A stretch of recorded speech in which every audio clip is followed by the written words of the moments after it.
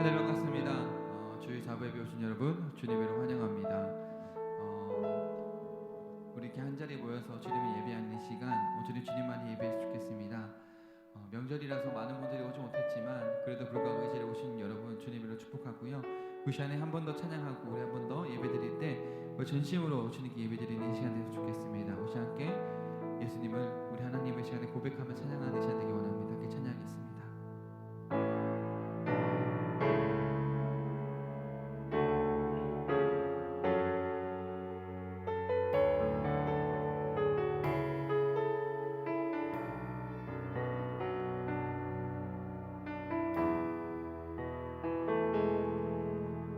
슬픈 마음이 있는 자, 몸과 영혼 병든 자, 누구든지 부르시오. 예수 이름 부르시오. 그 이름을 믿는 자,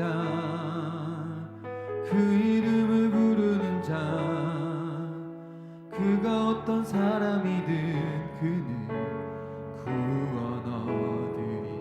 다시 한 번 더. 슬픈 마음 있는 자, 슬픈 마음 있는 자, 몸과 영혼 병든 자,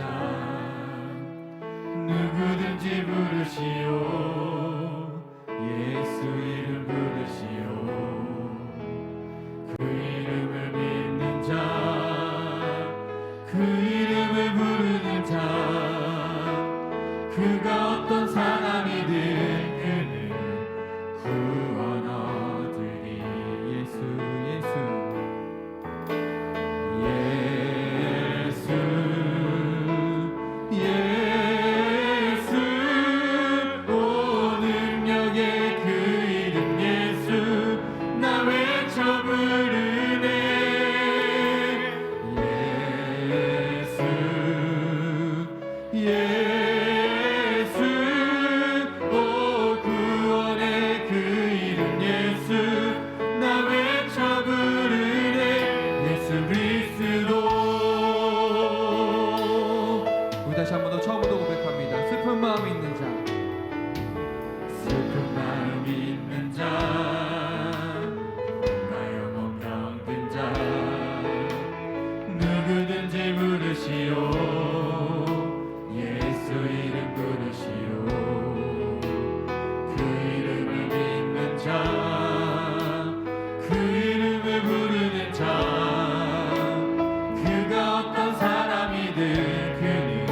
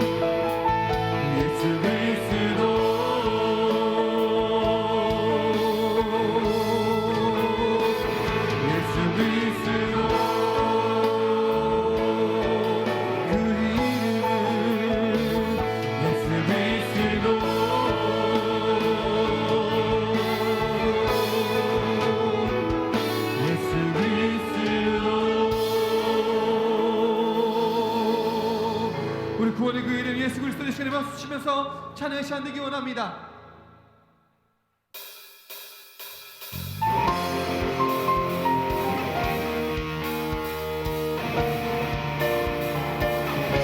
이제 찬양의 시간 되기 원합니다.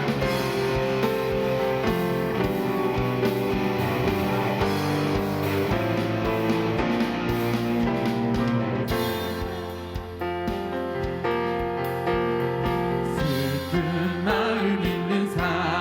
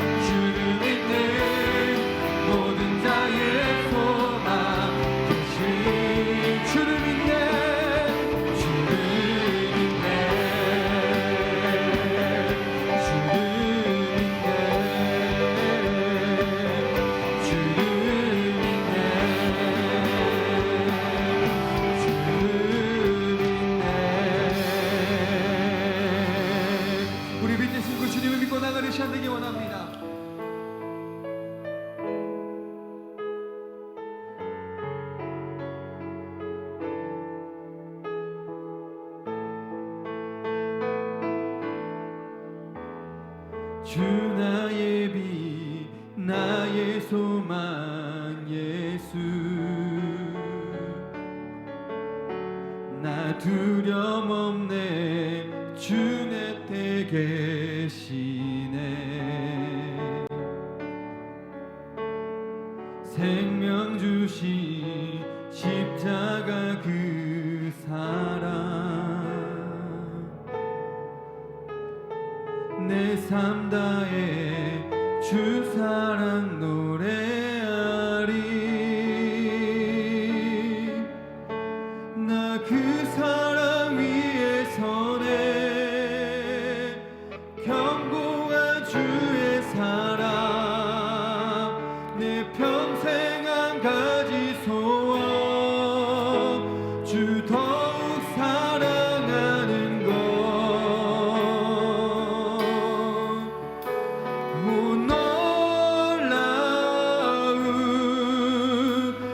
아름다운 주의 사랑 영원하신 그 사랑 안에 거하리 주 나의 빛 나의 소망 예수 나 두려움 없네 주 내 곁에 계시네 생명 주신 십자가 그 사랑 내 삶 다해 주 사랑 노래하리 나 그 사랑 위에 서네 견고한 주의 사랑 내 평생 한 가지 소원 주 더욱 사랑하는 것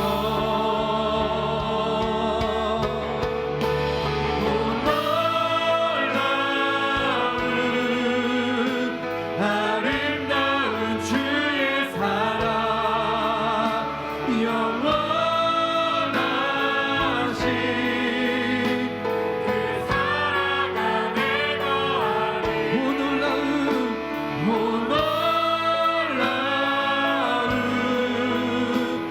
아름다운 주의 사랑 영원하신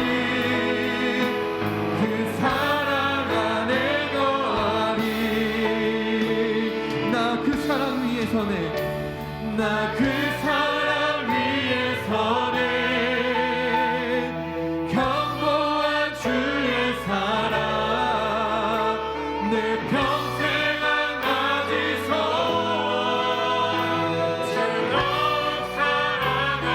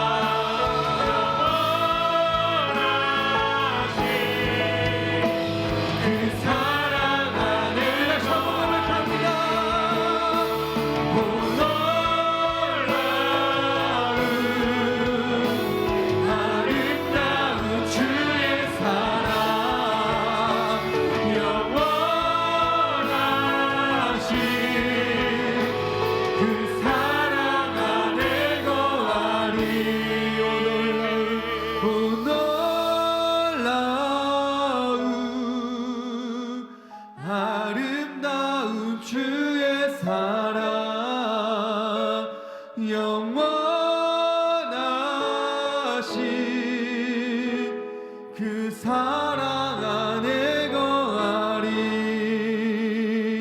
오 놀라운 아름다운 주의 사랑,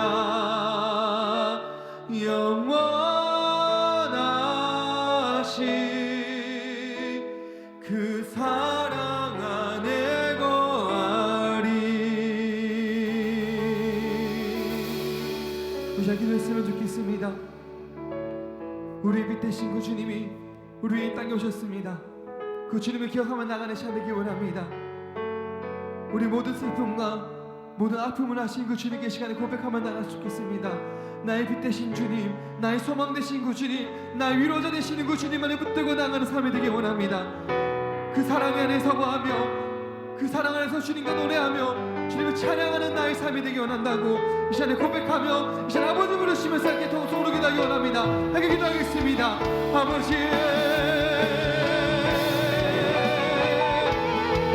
우리 길을 하시는 그 주님을 고백하기 원합니다.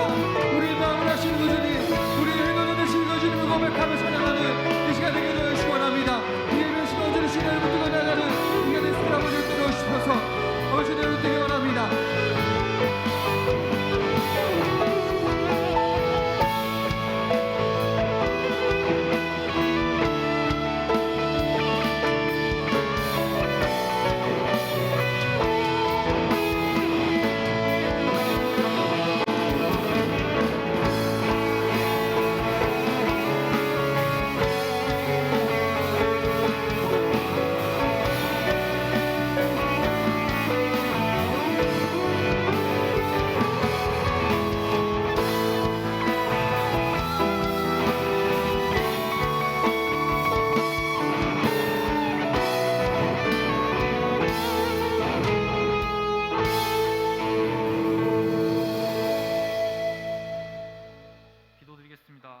하나님의 은혜로 이 자리에 나와 하나님께 찬양하고 예배하게 하심을 감사드립니다. 한 주간 우리의 삶을 돌아봅니다. 그 속에 슬픔도 아픔도 기쁨도 감사도 그 모든 것이 하나님의 은혜였음을 고백합니다.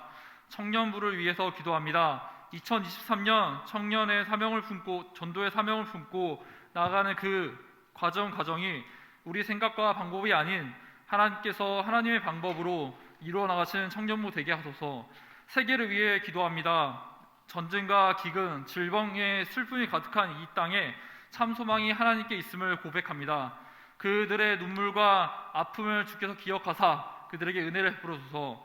명절 설 연휴입니다. 그 오고 가는 과정 하나님께서 지켜주시옵시고 또 한 주간 살아가는 청년들에게 하나님과 함께 동행하는 우리의 모습 되길 간절히 합니다. 또 말씀을 듣습니다. 말씀을 듣는 그 과정 속에 깨닫는 지혜와 또 행할 수 있는 믿음을 허락하소서.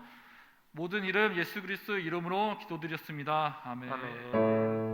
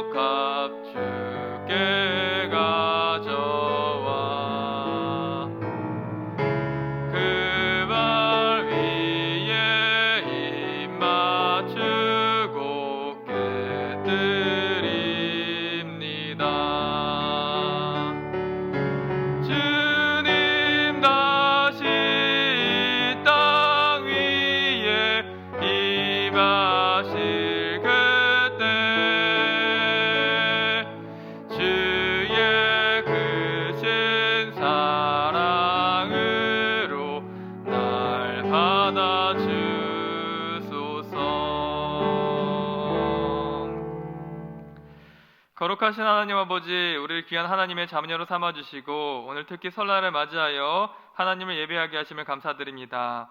한 해를 시작하는 이 큰 명절 가운데에 소망의 우리 모든 청년부 가족이 서로가 서로에게 예수님으로 인한 복을 기원하고 예수님 안에서 화목으로 일어나가는 이소망교회 공동체가 되게 하여 주시옵시고, 무엇보다도 성령과 진리의 말씀을 통하여서 이 시간 하나님을 전심으로 마음껏 기뻐 찬양 경배드릴 수 있도록 이 시간을 주관하여 주시옵소서. 또한 이 시간 새해를 허락해 주심과 한 해의 선한 인도하심을 소망하는 마음으로 11조와 주정헌금과 각종 헌금을 하나님 앞에 구별하여 드립니다. 하나님이 구별하여 드린 예물을 기쁘게 받아 주시옵시고, 이 예물이 하나님의 나라와 하나님의 의를 드러내는 데 있어서 귀하게 쓰임 받을 수 있도록 인도하여 주시옵소서. 또한 예물 드린 가운데에 교회를 사랑하는 마음 더욱더 허락해 주시기를 바랍니다. 세상을 세워나가는 일꾼이 아닌 하나님의 교회를 세워나가는 청년으로서 그 자부심과 기쁨이 충만하게 하여 주시옵시고, 우리가 이 일에 대해서 더욱더 많은 관심과 열정을 쏟아부을 수 있는 주의 청년들 될 수 있도록 인도하여 주시옵소서. 또한 감사의 제목과 함께 올려드린 기도의 제목들을 귀 기울여 들어주시길 바랍니다. 하나님의 선한 인도하심 가운데 모두 다 응답받는 기도의 제목 될 수 있도록 인도하여 주시옵시고, 하나님의 뜻과 마음을 더욱더 헤아려 할 수 있게 되는 우리 모두가 될 수 있도록 인도하여 주시옵소서. 늘 하나님의 선한 인도함 가운데에 거룩한 성도의 길 걷게 하실 줄 믿고 감사드리며 우리 주 예수 그리스도의 이름으로 기도드립니다. 아멘.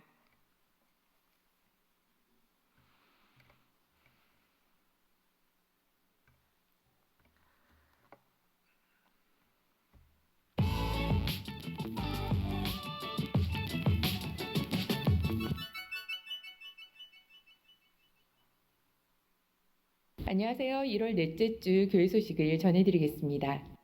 오늘은 거룩한 주일이고 23일과 24일은 구정 연휴입니다. 연휴 기간에는 예배가 없습니다. 즐겁고 행복한 구정을 보내시기 바랍니다. 담임 목사님은 25일에 서울경찰청 예배를 인도하고 26일부터 27일에는 종합행정센터 및 신학교 건축위원회 모임을 주관하고 28일에는 10주 가정의 청년부 양육반을 인도합니다. 은혜롭고 지혜롭게 잘 감당할 수 있도록 기도를 부탁드립니다.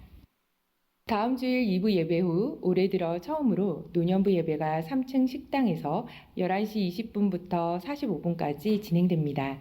예배 후 어르신 공경비를 드립니다. 귀가 차량은 11시 50분에 교회 정문 앞에서 타시면 됩니다. 오늘부터 2월 5일까지 2023년 전반기 장학금 신청이 있습니다.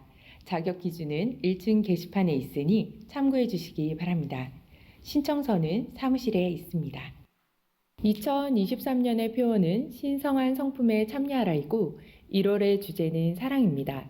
이번 달에는 하나님의 성품, 사랑을 배워서 우리 모두 사랑의 사람이 되시기 바랍니다. 2023년 소망교회 주일학교를 세워나갈 전교사 및 보조교사를 모집합니다. 교육부 총괄부장님께 지원해 주시기 바랍니다. 수요 금요 저녁 기도회에 많이 참여하여 은혜 받고 함께 기도할 수 있기를 바랍니다. 조금 달라진 예배 순서에 따라 적극적인 예배 참여를 바랍니다. 2023년 주일 떡 섬김을 원하시는 분은 1층 게시판에 기록해 주시기 바랍니다. 본인과 가족들의 기념일에 성도들을 그리스도의 사랑으로 섬기면 좋겠습니다. 2023년 주일 헌금 특송을 원하시는 분은 1층 게시판에 기록해 주시기 바랍니다. 보다 풍성한 은혜가 임하는 예배가 될 수 있도록 많은 신청 바랍니다. 일본 윤준수 양금래 선교사님, 일본 박두희 이선희 선교사님, C국 유 선교사님, 허 선교사님이 새해 인사 영상을 보내주셨습니다. 할렐루야, 일본 동경에서 사역을 하고 있는 윤준수 양금예 선교사입니다. 지금까지 코로나와 여러 가지 힘든 상황 가운데도 기도와 사랑의 섬김에 진심으로 감사를 드립니다. 올해에도 소망교회와 각 가정마다 하나님의 놀라우신 사랑이 가득 넘치기를 기도드립니다. 사랑하가 축복합니다. 새해 복 많이 받으세요. 감사합니다. 주 안에서 사랑하는 이정현 목사님 그리고 소망교회 모든 성도님들, 올해에도 하나님의 놀라운 은혜와 축복이 넘쳐나기를 기도합니다. 알파와 오메가 되신 하나님께서 코로나도 반드시 끝나게 하실 것이고, 지금까지 애쓰고 수고했던 그 모든 것을 지켜보시는 하나님께서 승리케 하실 그날을 소망하며 올 한 해도 함께 힘차게 달려가기를 기대합니다. 감사합니다. 사랑합니다. 안녕하세요. 저희는 중국 선교사 류자빈 허선아 가정입니다. 저희 셋은 지금 잠시 한국에 들어왔습니다. 류자빈 선교사가 함께 새해 인사 드리지 못해서 너무 아쉽습니다. 2023년 새해에는 소망교회 모든 가족들이 더욱 건강하고 하나님의 은혜를 충만히 누리는 한 해 되시기를 기도합니다. 저희 가정도 늘 중보하겠습니다. 새해 복 많이 받으세요. 기부금 영수증을 신청하신 분들은 1층 사무실에서 찾아가시기 바랍니다.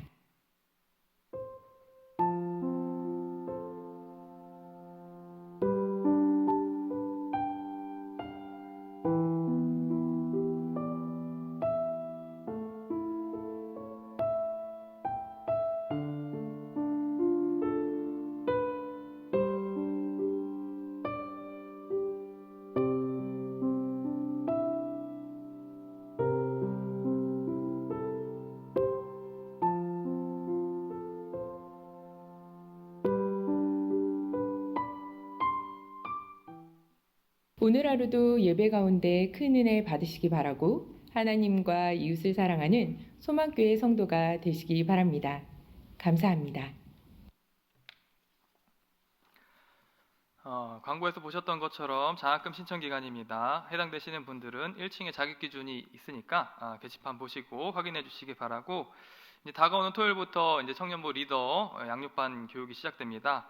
처음 있는 교육인데 하나님 은혜 가운데에 은혜 많이 받고 그 받은 은혜를 이 청년부 예배 가운데 넘쳐 흘릴 수 있는 청년부 되게 해달라고 함께 기도해 주시기 바랍니다.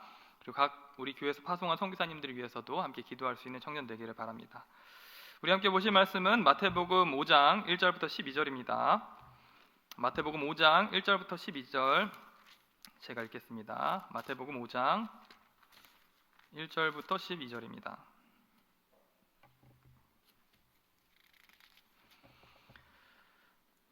예수께서 무리를 보시고 산에 올라가 앉으시니 제자들이 나아온지라 입을 열어 가르쳐 이르시되 심령이 가난한 자는 복이 있나니 천국이 그들의 것이며 애통하는 자는 복이 있나니 그들이 위로를 받을 것이며 온유한 자는 복이 있나니 그들이 땅을 기업으로 받을 것이며 의에 줄이고 목마른 자는 복이 있나니 그들이 배부를 것이며 긍휼히 여김 받는 자는 복이 있나니 그들이 긍휼히 여김을 받을 것이며 마음이 청결한 자는 복이 있나니 그들이 하나님을 볼 것이며 화평하게 하는 자는 복이 있나니 그들이 하나님의 아들이라 일컬음을 받을 것이며 의를 위하여 박해를 받는 자는 복이 있나니 천국이 그들의 것임이라.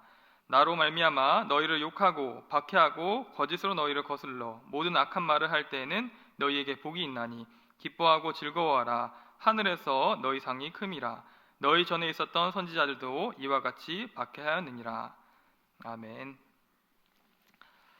지난주 본문에서 사탄의 모든 시험을 이기셨던 예수님께서는 4장 이후에 보면, 시험 끝나고 이후에 보면은 광야에서 나오셔서 스볼론과 납달리 해변을 거니시면서 천국 복음을 전파하셨습니다. 그 복음의 내용은 회개하라 천국이 가까이 왔다라는 말씀이었습니다. 우리 따라해 볼까요? 회개하라 천국이 가까이 왔다. 다시요. 회개하라 천국이 가까이 왔다.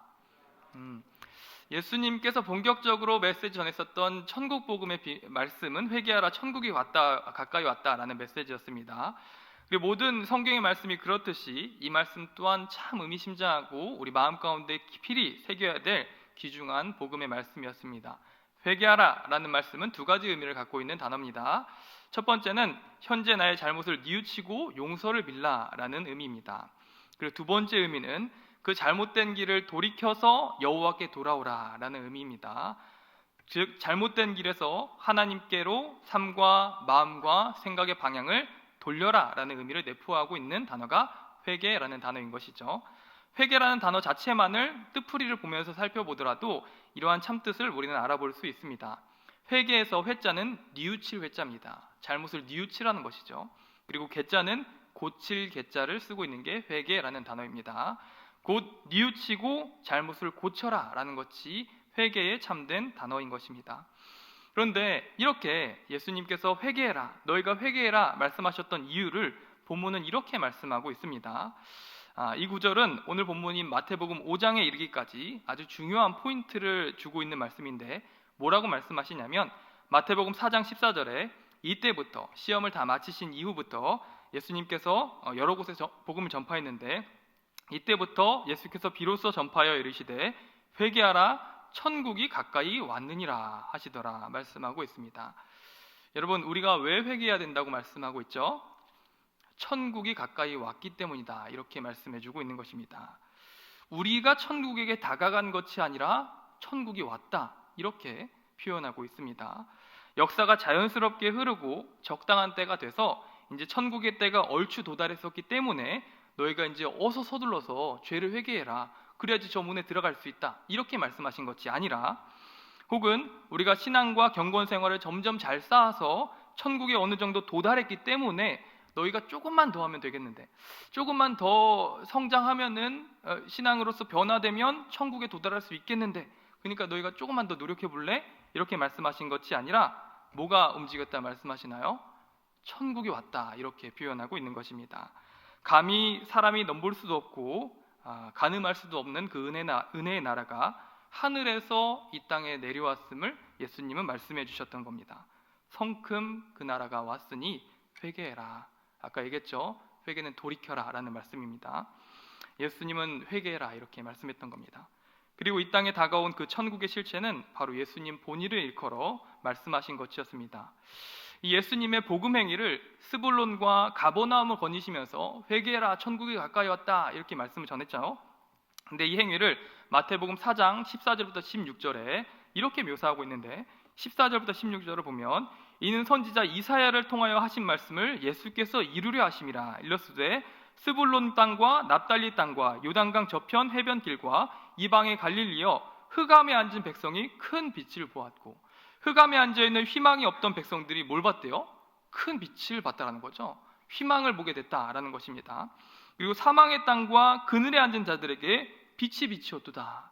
이것이 예수님께서 성육신을 하시고 이 땅에 오신 사건을 이사야가 빗대어 말씀한 거예요. 예언적으로 말씀했던 거죠. 그래서 빛이었도다 하였느니라. 17절에 그래서 이때부터 예수께서 비로소 전파하여 이르시되 회개하라 천국이 가까이 왔느니라 하시더라. 아멘. 이렇게 말씀하고 있는 것이죠. 14절부터 16절의 말씀은 원래는 이사야서 9장에서 황폐하고 폐허가 된 땅 가운데에 여호와 하나님이 보내신 평강의 왕이 찾아오게 된다면 구원이 임할 것임을 예언했었던 말씀입니다. 그리고 그 후로 600여 년이 흘러서 마태복음에는 그 일이 이루어졌음을 예수님께서 말씀해 주고 있는 것이죠. 평강의 왕, 곧 천국의 본질이신 예수님께서 성큼 다가왔기 때문에 이 세상에 빛이 비추었고 사망의 땅과 그늘에 앉아있는 자들에게 희망의 빛이었기 때문에 예수님 말씀하셨던 것입니다. 그러니 너희는 회개하라. 나에게서 그 잘못된 길을 돌이켜라. 나에게 다가와라. 이 말씀을 했던 겁니다. 여러분, 이렇듯 예수님께서는 이 땅에 찾아오신 메시아이시자 천국의 본체이신 줄 믿으시기를 바랍니다. 그러니 그 메시아를 여러분 절대 놓치지 마시기를 바라요. 천국의 본질이시자 천국의 주인이신 분이 우리에게 찾아왔어요. 이 기회를 놓치면 절대 안 되는 거죠. 우리가 세상에서 얻을 수 있는 그 어떤 부귀영화보다도 예수님, 천국의 본질 되시는 예수님께서 가장 귀한 겁니다. 예수님께서는 그 기회를 놓치지 말고 나에게 돌아와라 이 말씀을 주고 계셨던 겁니다. 따라서 이번 한 해간은 우리의 죄된 삶과 진로를 돌이켜 예수님에게로 돌아가는 여러분 되시기를 축복합니다. 나의 성품과 삶이 예수님에게 동참하고 하나님 나라의 삶을 살기로 각오하기를 실천하는 여러분 되시기를 축복합니다. 여러분, 이 말씀을 명심하고 꼭 기억했으면 좋겠습니다. 예수님을 따른다고 해서 모두 다 하나님의 제자들은 아니고 예수님의 제자들은 아니게 된 것이죠. 오늘 본문에서 예수님께서는 모든 사람들이 자신 앞에서 회개해야 됨을 말씀해주고 있는 겁니다. 이 말씀을 나누신 이후에 예수님께서는 본격적으로 제자들을 모으시기 시작하세요. 회개할 자들, 자기에게 돌아올 자들을 모으기 시작한 거예요. 18절부터 22절에 보면 시몬 베드로와 안드레를 제자로 부르시고 22절에 세베대의 아들 야고보와 요한을 부르시는 내용이 등장합니다. 그리고 회당에 나가서 천국 복음을 전파하시고 병을 고치고 하나님의 말씀을 가르치셨다 이렇게 말씀해주고 있습니다. 그리고 오늘 본문인 마태복음 5장이 드디어 시작되게 되는데, 이 마태복음 5장부터 7장까지는 흔히 산상수훈이다 말씀하는 말씀으로서 예수님께서 갈릴리를 두루두루 다니시면서 병도 고치고 천국 복음을 전파하기 시작하자 사람들이 예수님한테 주목하기 시작합니다. 아, 저 사람은 참 비범한 사람이다. 병도 고치고 저 사람이 말하는 그 복음이 굉장히 심오하구나. 이것을 알게 되고 많은 무리가 쫓아오게 된 거예요. 그래서 예수님께서 그 무리들을 보고 가버나움 근처 어느 산에서 올라가서 설교를 하신 것이 마태복음 5장과 7장, 5장부터 7장까지의 내용입니다. 그리고 예수님께서 무엇을 주제로 말씀하셨냐면, 자신에게 속한 자, 회개하여서 천국에 속한 사람들은 어떤 복을 누리는 사람들이며 어떤 믿음과 삶의 자세를 가지며 살아야 될지에 대해서 말씀해 주신 게 바로 5장부터 7장까지의 산상수훈의 말씀입니다. 그래서 이 설교를 하실 때 처음에는 아까 얘기했던 것처럼 무리가 엄청나게 많이 예수님을 쫓아왔었어요. 근데 예수님의 기적과 교훈을 보고 쫓아왔었던 그 사람이 이 5장과 7장에 이르는 그 산상수훈의 얘기를 듣고 나니까 무리가 두 부류로 나뉘게 됩니다. 한 부류는 예수님 주변에서 서성이다가 돌아가기도 하고 그냥 주변에서 쫓아다니는 사람들이 있는가 하면, 또 한 부류는 예수님을 따라 살기로, 그 말씀을 따라 살기로 가라고 하는 제자들이 나뉘게 되는 사실을 지켜보게 되는 거예요. 우리가 그래서 예수님께서는 그 제자들에게 특별한 메시지를 전하시고 아주 그 말씀에 대한 해석도 해주신 내용을 보게 됩니다. 우리가 이 본격적인 5장의 한 구절 한 구절을 살피면서 내가 정말 예수님께 속한 사람이라고 한다면 참으로 소유하고 추구해야 될 성품들이 무엇인가 묵상해보는 시간 되길 바라고, 무엇보다도 회개하여 천국에 속한 삶을 사는 여러분 되시기를 축복하고 바랍니다. 그래서 오늘 먼저 5장부터 시작되는 팔복을 살펴보게 될 건데, 제가 설교를 준비하다 보니까 8가지 복에 대해서 다 다루다 보니까 너무 분량이 많아서 이 시간에는 다 나누지는 못하고, 이 팔복의 배경과 첫 번째 복인 이 천국의 그들의 것임이라 말씀했었던 그 복된 사람들은 누구였는가, 이것에 대해서만 함께 살펴봤으면 좋겠습니다. 먼저 본문 1절부터 2절에 보면 예수께서 무리를 보시고 산에 올라가 앉으시니 제자들이 나온지라 이렇게 말씀하고 있습니다. 그리고 제자들이 나오자 입을 열어 가르쳐 이르시되 말씀하면서 팔복을 말씀해주고 있는 내용이 등장해요. 여기서 잘 보면 아까 처음에 언급했던 것처럼 예수님 주변에는 두 그루의 그룹이 있는 것이죠. 첫 번째로 그를 따르던 많은 무리가 있었습니다. 주변에서 서성이고 그 주변에서 뭔가 떡고물 떨어질 것을 기대하면서 서성이던 무리들이 있었습니다. 그런데 그 무리 중에서 예수님께 다가온 제자들이 있었다. 이렇게 성경은 구분지어 말씀해주고 있어요. 무리와 제자 이렇게 구분지어 말씀해주고 있는 겁니다. 그리고 오늘 본문의 팔복은 많은 무리들 전부에게 하신 말씀이 아니라 놀랍게도 자기에게 다가온 제자들에게 입을 열어 말씀하셨다. 이게 어떻게 보면 팔복의 중요한 포인트입니다. 여러분, 이것은 무엇을 의미하는 것일까요? 무리가 있고 예수님께 다가온 제자들이 있었습니다. 그리고 그 제자들에게, 자기에게 가까이 다가온 제자들에게 입을 열어 팔복을 말씀하셨다.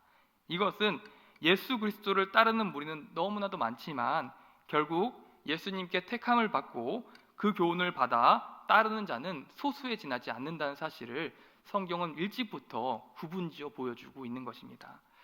여러분, 이처럼 예수님을 따른다고 해서 다 예수님의 은혜와 긍휼을 입는 자는 아닙니다.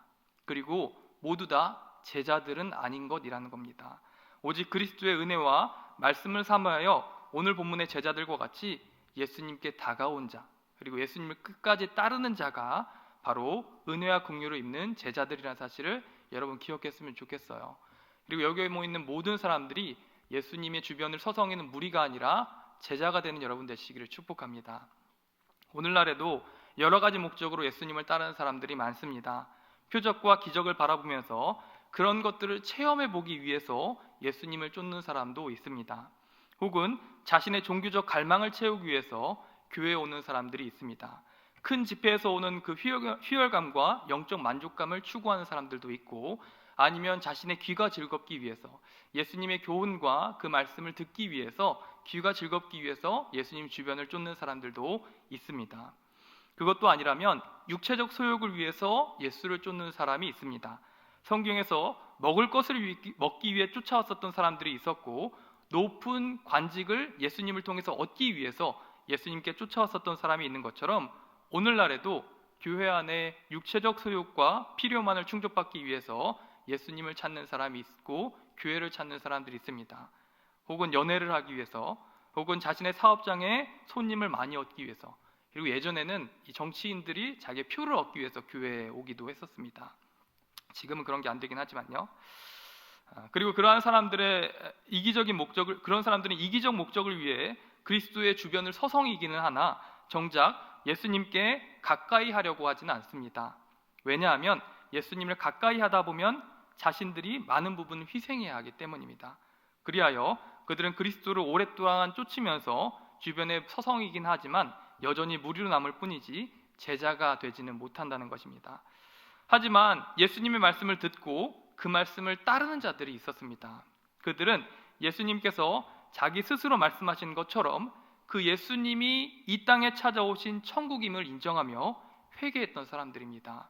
그래서 나의 손해를 감수하더라도, 희생을 보더라도, 많은 수고를 하더라도 예수님을 놓치지 않고 포기하지 않고자 했었던 사람들입니다. 그리고 그들은 예수님을 끝까지 따랐습니다. 베드로와 안드레, 야고보와 요한이 바로 그런 사람들이었습니다. 예수님을 만나자 마태복음에 보면 어떻게 하냐면 마치 천국의 빛을 얼굴에 쐰 것처럼 두려워하면서 주님 저는 죄인입니다 이렇게 고백했습니다. 제자들은.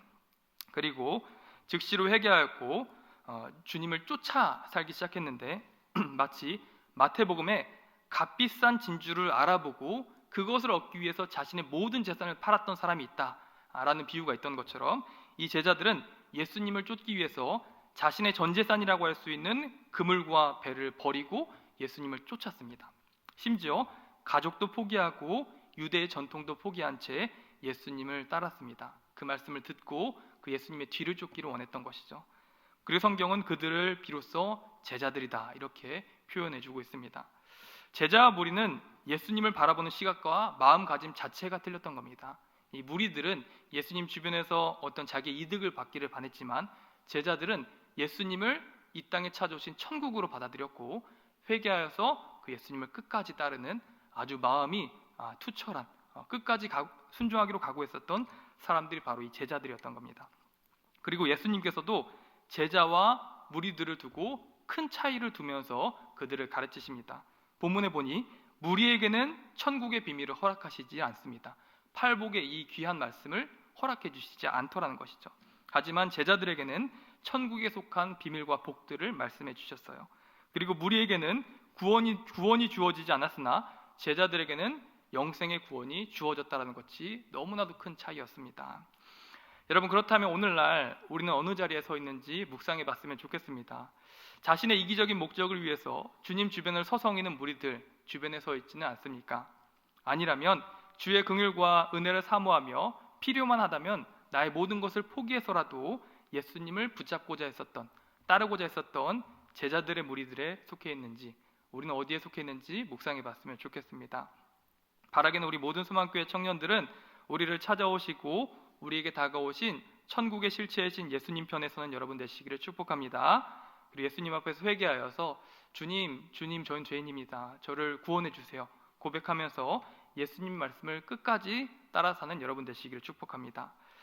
그리고 본문 3절부터 들어와서 자신의 제자들에게 허락된 8가지 복, 지극한 복에 대해서 말씀해 주는데 오늘 한 개만 살펴볼 거예요.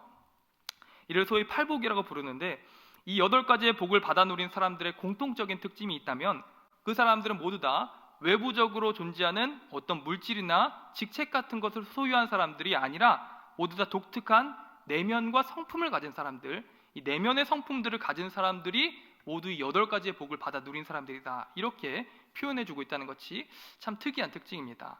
여러분, 이처럼 예수님께서 정말로 관심 있고 변화되길 원하는 것은 뭐냐면 우리의 외모나 외적 요소가 아니라 내면인 줄 생각하시기를 바랍니다. 예수님의 그 성품을 닮아가고 예수님과 점점 더 그 내면과 마음이 닮아가는 것이 진정한 제자들의 모습이고 예수님께서 진정으로 원하셨던 제자들의 모습임을 이 시간 기억했으면 좋겠어요. 그렇다면 본론으로 들어와서 3절에 예수님께서는 이렇게 말씀하십니다. 처음부터 굉장히 장엄한 말씀을 하시는데 심령이 가난한 자는 복이 있나니 천국이 그들의 것임이라 이렇게 말씀했어요. 여러분, 천국을 소유한 사람들 얼마나 부럽나요? 심령이 가난한 사람 너희들은 진짜 복된 사람들인데 왜냐하면 천국이 너희 것이기 때문이다. 이렇게 제자들을 두고 말씀하셨다는 것입니다. 천국을 소유한 사람들, 여러분 정말 이런 사람들 되고 싶지 않나요? 예수님으로부터 너희 진짜 세상에서 얻을 수 있는 가장 귀중한 복을 받은 사람이다. 넌 심령이 가난한 사람이구나. 너한테는 천국이 있다. 이런 칭찬 듣고 싶지 않으신가요? 설교를 준비하면서 이런 사모함이 있었습니다. 주님, 제가 정말 천국을 소유한 사람 맞습니까? 정말 저 복된 사람 맞습니까? 여러분, 하나님 이 성경 말씀에서 말씀하시는 이 심령이 가난한 사람 도대체 누굽니까? 어떤 사람입니까? 이러한 궁금증이 생기기 시작했고 이 말씀을 파고 들어가 보기 시작했어요. 천국을 소유한 사람들, 예수님으로 향해서 너희 진짜 복된 사람이다 칭찬받았던 사람은 심령이 가난한 사람이었습니다. 그렇다면 이 심령이 가난한 사람, 그냥 가난한 사람이 아니라 심령이 가난한 사람이란 어떤 사람들일까요?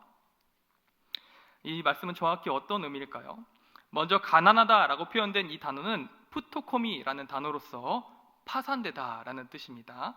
돈이 한 푼도 없는 빈털터리가 되다라는 뜻이 이 가난하다라는 의미입니다. 이 말은 부자에 비해서 상대적으로 가난하다는 말이 아닙니다. 어떤 사람들에 비해서 내가 조금 비교해서 가난하다라는 의미가 아니라 완전히 파산돼 버리다, 아무것도 남지 않은 거지가 되다라는 의미가 이 가난하다, 푸토코미라는 단어입니다. 그 말 그대로 파산당한 자, 한 푼도 없는 자들을 일컫는 의미가 가난하다라는 의미입니다. 그리고 더 중요한 것은 심령이 가난한 자라고 표현했는데 이 심령이다라는 말씀은 푸뉴마라는 단어로서 성령을 나타낼 때 쓰이는 단어이기도 하지만 여기서는 사람의 마음과 영혼을 일컬을 때 심령이다 이렇게 표현되어 있습니다. 예수님 당시 유대 종교인들은 대부분 영적인 부자였습니다. 자신들이 영적 부자라고 착각했습니다. 아브라함의 후손들로서 자신들은 회개할 것이 없고 자신들이 지키는 유대 전통과 할례를 행하기만 한다면 하나님 앞에서 아주 의로운 행위로 간주되어서 천국의 티켓을 이미 거머쥔 자라고, 자기가 영적으로 굉장히 부자라고 생각했던 사람들이 유대 전통주의자들이었고 예수님 주변에 있었던 많은 사람들이었습니다. 그들은 자신들이 엄청난 특권을 거머쥔 자, 영적인 부자와 다름없다고 생각했습니다. 그런데 그래서 역설적이게도 예수님의 말씀을 마음에 영접할 공간이 없었던 사람이 또한 유대인들이었다 이렇게 평가해 볼 수 있습니다. 자기들의 생각과 자기의 의로 마음이 가득가득 차 있었기 때문에, 그런 심령이었었기 때문에 이들은 오히려 예수님을 거부하고 예수님을 판단하기 시작했습니다. 주변에서 서성이면서 저 말씀이 진짜인가 아닌가 자기 심령 가운데 판단하기 시작했다는 거예요. 자기 안에 있는 여러 가지 의와 판단들로, 그리고 종교적 그 기준들로 예수님을 판단하고 쳐다보기 시작했었다는 것이죠. 하지만 오히려 사람들에게 손가락질 당하고 비난을 당하는 사람들이 있었습니다. 그들은 세리와 창기와 사마리아인들이었습니다. 그들은 자기 스스로 죄인임을 인정하는 사람이었습니다. 나한테 자랑할 것이 하나도 없음을 인정하고 자기 스스로 죄인임을 부끄러워하는 사람들이었습니다. 그래서 자기의 의로움을 내세우려 하기보다도 늘 자신의 모습을 부끄러워하며 사람들의 교훈을 듣는 사람이었습니다. 넌 이래야 돼, 저래야 돼 하는 교훈을 귀담아 듣는 사람들이었습니다. 그리고 이런 심령을 갖던 사람들은 역설적이게도 복음 앞에서 즉시로 회개하여 그리스도를 영접한 사람들이었습니다. 예수님께서는 이런 마음의 상태를 가진 사람들을 일컬어서 심령이 가난한 자다 이렇게 말씀하였습니다. 곧 자신이 하나님 앞에서 영적으로 파산 선고된 자임을 인정하고 자신 안에 선한 것이 하나도 없음을, 유대인들은 나는 아브라함의 자손이야 한 개 갖고 있죠. 난 유대의 전통을 잘 지키고 있어 두 개 갖고 있죠. 그 많은 것들을 가진 사람들이 아니라 저는 하나님 앞에서 가진 것이 하나도 없고 구원받을 만한 어떤 선한 것도 갖지 못했습니다 라고 고백했었던 그 파선 선고의 고백을 심령이 가난한 자다 판단하셨고, 예수님 말씀에 귀 기울여 듣는 자, 그리고 말씀을 따라서 삶을 변화시키러 각오했었던 제자들을 두고 심령이 가난한 자다 이렇게 표현하셨던 것입니다. 여러분, 이처럼 참된 신앙은 내가 하나님 앞에서 아무것도 내세울 수 없는 영적 파산자라는 인식에서부터 시작되는 줄을 믿으시길 바랍니다. 내가 오랜 시간 어려서부터 신앙생활을 해왔고 성경 말씀 몇 독 해봤고 하나님에 대해서 어느 정도 알고 있고 이런 마음들이 여러분들을 신앙의 올바른 길로 인도하거나 천국 백성으로 인도하는 것이 아니라 여러분들이 신앙이 깊어지면 깊어질수록 어떤 생각을 하게 돼야 되냐면 나는 하나님에 비하면 너무나도 연약한 죄인이고 하나님 앞에 자랑할 것이 하나도 없는 죄인이구나. 이런 심령을 갖추는 것이 여러분들 신앙생활의 궁극적인 목적인 줄 믿으시길 바라고, 그런 심령이 회복되는 것을 두고 예수님은 너 심령이 가난한 자구나. 그럼 너에겐 천국이 허락됐다. 이렇게 칭찬받게 됨을 여러분 기억하셨으면 좋겠습니다. 그러한 사람만이 진정으로 회개하고 하나님이 선물로 이 땅에 보내신 예수 그리스도를 마음에 영접할 수 있는 것입니다. 심령이 가난한 자, 저는 이를 두고 하나님 앞에서 겸손한 자다 이렇게 표현해 보고 싶습니다. 말씀을 묵상하는 가운데 심령이 가난한 자다라는 표현과 겸손이라는 그 마음의 성품이 연결되어지는 것을 느끼게 되었습니다. 겸손, 심령이 가난한 것과 겸손은 분명히 연관이 있습니다. 칼빈이라고 하는 경건한 신학자는 우리 신앙인들에게 있어서 정말로 소중한 신앙적 덕목이 있다면 그것은 겸손이다 이렇게 이야기했습니다. 그리고 칼빈은 겸손한 사람만이 하나님을 알고 예수님을 구주로 영접할 수 있다 이렇게 이야기했습니다.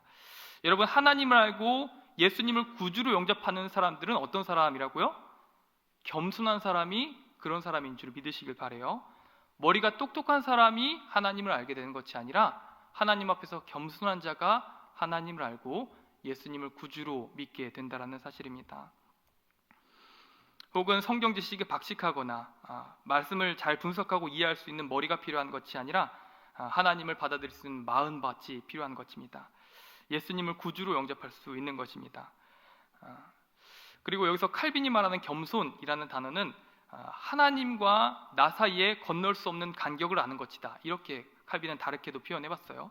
바로 하나님과 사람 사이에 건널 수 없는 간격을 인정하고 아는 것이 참된 겸손이다 이렇게 표현했습니다.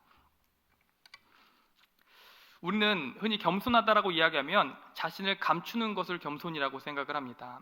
할 수 있는 일도 아니죠, 잘 못합니다. 자기 자신을 감추고 드러내지 않는 것을 겸손이라고 생각합니다. 하지만 성경적이고 참된 겸손은 나의 솔직한 현실을 담대하게 인정하는 것이 겸손입니다. 나의 죄인됨을 그대로 인정하고 내가 죄로 타락해 영적으로 파산된 자임을 고백하고 인정하는 것이 겸손한 사람의 태도입니다. 그래서 나 스스로는 절대로 구원에 이를 수 없으며 행복할 수 없음을 진심으로 인정하는 사람이 참으로 겸손한 사람입니다. 여러분, 이처럼 겸손한 사람들 다 되시기를 축복합니다. 여러분, 우리가 하나님과 나 사이에 정말로 우주보다도 더 넓고 큰 간격과 차이가 있음을 알아야 합니다. 이전에 겸손에 대해 재미있는 예화를 하나 듣게 되었었는데요. 여러분 한번 상상해 보면서 묵상해 봤으면 좋겠어요. 만약에 우리 앞에 1000년 만년 만에 한 번 나올까 말까한 아주 퍼펙트한 슈퍼 지렁이가 있다고 한번 생각해 봅시다. 좀 이상한 상상이죠. 근데 한번 따라와 보면서 생각해 보세요. 우리 앞에 1000년 만년 만에 동원청년 1000년 만년 만에 한 번 나올까 말까한 지렁이가 지금 앞에 있어요. 한번 생각해 보세요. 이 지렁이는요 노래도 잘 부르고 얼굴도 굉장히 잘났고 마음씨도 너무 좋습니다. 그리고 머리도 엄청나게 좋아서 사람의 말도 할 줄 알아요. 여러분, 사람이 새의 말을 하는 것도 어려운 일이죠. 근데 지렁이가 사람의 말을 할 정도면 엄청나게 똑똑한 지렁이일 것 같습니다. 이 지렁이가 사람의 말도 이해한 엄청나게 똑똑한 지렁이인 거예요. 그래서 이 지렁이는 지렁이 사이에서 거의 혁명적인 존재고 메시아, 구원자 같은 존재였습니다. 근데 이 지렁이가 여러분들의 다리를 타고 꾸물꾸물 올라오는 거예요. 상상하고 있나요? 그 지렁이가 막 올라오기 시작한 거예요. 그리고 여러분 어깨에 올라왔어요. 지금 지성장님 갑자기 벌써 이렇게 하기 시작하는데 꾸물꾸물 올라왔어요. 지렁이가 여러분한테 얘기하는 거죠. 와, 너 진짜 내 스타일이다. 너 예쁘게 생긴 지렁이가 닮았다. 너 나랑 사귈래? 이렇게 물어본다면 여러분 어떻게 하시겠어요? 제가 이 예화가 너무 재밌고 명확해가지고 초등부 설교하면서 한번 물어봤어요. 너 어떻게 할래? 그랬더니 어떤 여자친구가 그 지렁이 가위로 잘라버리겠다 이렇게 얘기하는 충격적인 얘기를 듣게 됐습니다. 여러분, 이거는 과장되지 않고 솔직한 심정입니다. 너 나랑 결혼할래? 돼요, 안 돼요? 있을 수가 없는 일이죠. 그렇죠? 네가 아무리 1000년 만년 만에 한번 태어날까 말까 슈퍼 지렁이라 할지라도 너랑 나랑 결혼을 할 수 없어. 이게 사실인 것입니다. 여러분, 지렁이는 지렁이이기 때문에 사람이랑 결혼을 할 수가 없습니다. 여러분, 그런데 이런 묵상을 한번 해보면 어떨까요? 사람과 지렁이라고 하는 한 개의 피조물과 한 개의 피조물 사이에서도 이와 같은 엄청난 격차와 차이가 있는데, 창조주이신 하나님과 사람 사이에는 얼마나 아득한 차이가 있을까요? 우주 한 개, 우주 100개를 집어넣는다 할지라도 메워질 수 없는 차이가 있는 것이 하나님과 저, 그리고 여러분들의 차이입니다. 그리고 그 사실을 인정하고 고백하는 것이 겸손이고 심령이 가난한 상태입니다. 주님, 저는 주님께 감히 도달할 수가 없습니다. 그 하나님 나라에 감히 올라갈 수가 없습니다. 저 좀 도와주세요. 영적 파산자죠. 제 안에 있는 의로운 것이 하나도 없습니다. 예수님을 닮은 것이 하나도 없습니다. 저 좀 도와주세요. 이 심령을 가진 사람들이 바로 심령이 가난한 자고 겸손한 자들이었던 겁니다. 제자들은 이 심령으로 예수님 앞에서 저는 죄인입니다 고백하였고, 자신의 모든 것을 버리고 예수님을 따랐습니다. 왜요? 예수님이 이 땅에 오신 천국이었기 때문입니다. 우주 10개를 집어넣어도 도달할 수 없는 그 천국이 나에게 다가오셨기 때문에 제자들은 자신의 그물도 버리고 집도 버리고 심지어 가족까지도 떠나면서 예수님을 따랐던 것입니다. 여러분 마음 가운데 이 가난한 심령이 회복될 수 있기를 바랍니다. 예수님이 나의 진정으로 나를 행복하게 하실 수 있는 하나님이시고 천국이심을 인정한 여러분 되시길 바라고, 여러분 마음 가운데 가난한 심령, 겸손한 심령이 회복될 수 있는 여러분 되시기를 축복합니다. 성경 말씀 읽을 때에 가끔 우리는 이렇게 생각합니다. 겸손하게 생각하지 않고, 이 성경의 말씀은 하나님의 말씀입니다. 우리가 감히 상상하거나 이해하여서 도달할 수 없는 의의 보고이고 의를 기록하고 있는 예수님의 말씀인 것입니다. 그런데 이 말씀을 정말로 내가 얻을 수 없는 가장 귀한 보물, 가장 귀한 것을 얻은 것으로 여기지 아니하고, 가끔 종종 마음이 교만하여서 어떻게 생각하냐면 마태복음을 읽을 때도 에이, 다 아는 얘기네 이러면서 넘기고 있지는 않습니까? 겸손한 마음이 아닙니다. 가난한 심령으로 여기는 것이 절대 아니라는 것이죠. 우리는 이 성경 한 글자 한 글자가 비록 사람의 언어로 적혀졌다 할지라도 하나님께서 성령의 빛을 비춰주시지 않는다면 한 구절도 깨달을 수 없는 존재가 바로 우리들이라는 사실을 여러분 인정할 수 있기를 바랍니다. 예수님, 이 말씀이 나에게 깨달아지게 해주세요. 이렇게 늘 기도하면서 사모하는 마음으로 늘 성경 읽고 예수님께 가난한 심령으로 다가감을 통하여서 천국을 얻는 여러분 되시기를 축복합니다. 사실 이 말씀을 왜 전하게 됐냐면 제가 이번 한 주간 이 깨달음이 있었기 때문이었습니다. 사실 팔복 이 주제 건너뛰려고 했어요. 왜 그런 줄 아세요? 모르겠는 거예요. 심령이 가난한 사람은 도대체 어떤 사람입니까? 온유한 사람은 도대체 어떤 사람입니까? 이해가 잘 안 되는 거예요. 설교해 본 적이 없는 거예요. 그리고 설교를 들어봐도, 다른 사람 설교 들어봐도 잘 와닿지가 않아요. 그래서 건너뛰려고 했어요. 그리고 제가 잘 아는 빛과 소금 그리고 선한 행실에 대한 설교를 하려고 했습니다. 근데 설교를 준비하면서 심령이 가난한 자다, 이걸 주석을 읽는 과정 가운데 주님, 제가 심령이 가난하지 않은 사람이었구나, 이 사실이 깨달아졌습니다. 내가 마음속에 알고 있었던 것, 성경에 대해서 이야기할 수 있는 것을 설교하려고 했지, 가난한 심령으로 주님, 심령이 가난한 사람 도대체 어떤 사람입니까? 어떤 태도로 설교하고 어떤 태도로 살아가는 사람입니까? 이 심령으로 기도하지 않았다는 사실을 깨달으면서 회개 기도를 하면서 주님, 제가 진짜 가난한 심령으로 아무것도 알지 못하는 영적 초보자로서 주님께 구하면서 이 설교를 준비합니다. 심령이 가난한 사람들은 어떤 사람입니까? 깨닫게 해주십시오. 이렇게 기도하면서 팔복을 본문을 정하게 됐습니다. 여러분들의 마음 가운데서도 이러한 심령이 회복될 수 있기를 바랍니다. 여러분, 하나님과 우리 사이에는 건널 수 없는 간격이 있어요. 도대체 극복될 수 없는 우주 10개, 100개를 집어넣어도 극복될 수 없는 간격이 있습니다. 근데 그 간격을 뚫고 예수님이 찾아오셨어요. 그 예수님 앞에서 진심으로 회개하고 그 예수님을 하나님으로 영접하시고 그 예수님을 끝까지 따르는 여러분 되시기를 축복합니다. 가난한 심령으로 저는 정말 하나님께 도달할 수 없는 존재입니다 라는 간절한 심령으로 끝까지 예수님을 따를 수 있는 여러분 되시기를 축복합니다. 그리고 그 차이가 오늘 본문의 무리와 제자들의 차이인 줄 믿습니다. 여러분, 이 시대에 우리가 정말 기도했으면 좋겠어요. 주님, 제 마음 가운데 이 겸손한 마음, 심령의 가난한 마음을 회복시켜 주시고 성경을 읽을 때에 그리고 우리가 삶을 살아갈 때에 내가 생각하고 판단하는 어떤 좋은 행동보다도 이 하나님 말씀하신 성경 말씀이 진리이고 생명이고 천국임을 믿고 이 말씀을 내 생명처럼 여기고 따를 수 있는 심령의 가난한 자가 되게 해주세요. 기도하는 여러분 한 주간 되시기를 바라고, 더욱더 이 한 해간 우리가 이 가난한 심령으로서 이 말씀을 듣고 이 말씀을 따라 살 수 있는 여러분 되시기를 축복합니다. 아멘.